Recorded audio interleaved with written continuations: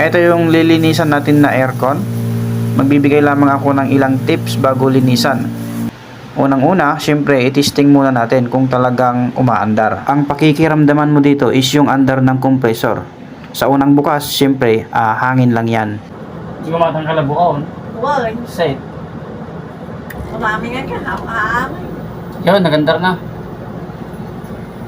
Pag marumi ang isang unit na aircon guys, isa yan sa dahilan kung bakit tumataas ang bill. Syempre, pag marumi ang unit, ayan o, gaya niyan o. Pag marumi ang unit, mahihirapan niyang kunin yung tamang temperature, yung temperatura ng lamig. Pero kapag ganito nakarumi, mahihirapan niyang ma-reach yung tamang temperature. Hindi siya mag-automatic off. Ito yung gagamitin na pressure washer, 12 volts. Nilagyan lang natin ng power supply para maisaksak sa 220.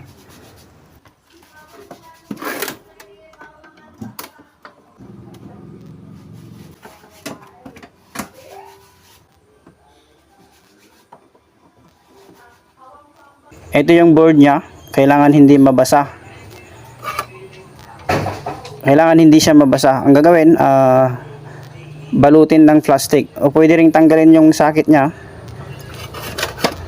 Pero dapat pagtanggalin mo, dapat kabisado mo para pag ibalik mo, hindi magkakabaliktad. Dapat tandaan mo kung tatanggalin mo ang mga terminal.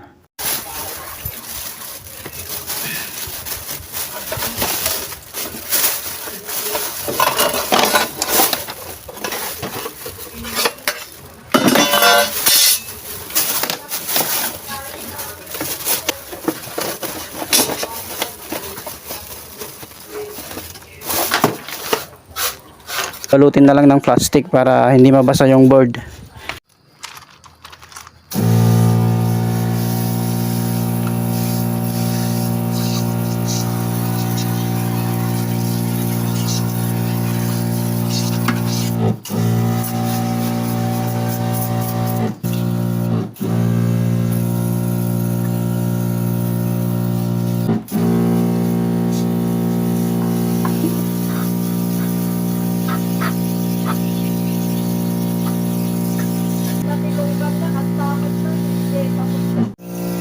So guys, ang tawag dito sa aircon na dito sa window type na ang tawag dito sa window type aircon na to is evaporator. So ito yung evaporator. Ang tawag naman doon is condenser. Yan yung sa likod, condenser. Ito sa harap ng kwarto. So dito yung buga ng lamig. Ang tawag dito is evaporator.